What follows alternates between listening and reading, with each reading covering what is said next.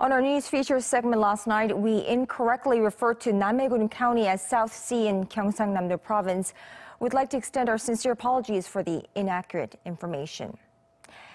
Now, we reported earlier the latest job numbers from the nation's labor market and the 13-year high youth unemployment rate. Amidst such difficulties in cutthroat competition, there have been growing demands for better social welfare for young Koreans struggling to join the workforce, claiming their rights to improved welfare. Our news feature tonight with Kim Jungsoo. It's a Friday morning, and a small group of Koreans has gathered at a small college study room for a weekly roundup. They are members of the Welfare State Youth Network, a small but growing group that aims to advocate for the needs of Korea's youth population, or people in the 15 to 29 age bracket. Recent college graduates usually take about a year to apply for jobs. During this time, they're not really unemployed, nor are they considered students. So they're really stuck in some kind of blind spot that's underrepresented in matters of welfare policy. Indeed, the word youth is rarely paired up with the word welfare in Korea, as youth is perceived as a brief transitory phase, and young people often live with or receive financial support from their parents. But recent surveys show that may be changing, which doesn't bode well for the country's young people. In February, the unemployment rate for young Koreans in the 15 to 29 category reached an all-time high of 12.5%, according to Statistics Korea.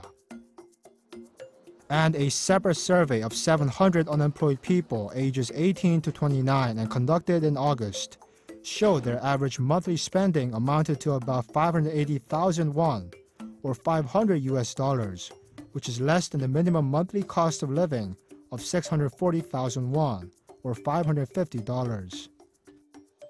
To address the youth crisis, and especially to alleviate the pain of prolonged unemployment, some experts have suggested that the country adopt a national welfare policy for the youth demographic, an idea that is being taken up in select cities.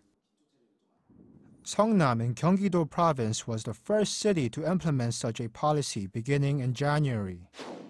Its youth dividend program aims to provide the city's 10,000 young people with about $107 in vouchers per quarter.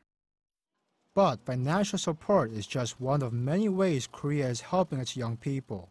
Some cities have started to define welfare as having a more collaborative nature.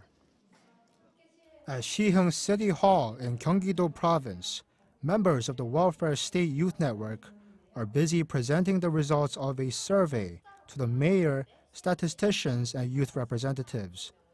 The survey, done at the request of the city government, shows that the young people of Siheung don't want financial aid, but better public transportation and better access to job information. Hearing from the city's young people is crucial for our plan. The youth population is in a way the most important element for our city's future.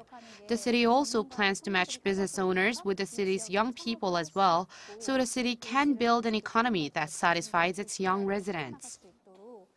Experts say this is definitely a step in the right direction. Youth welfare is necessary for the reason being that they must spearhead the economy as it transitions into an increasingly aging society.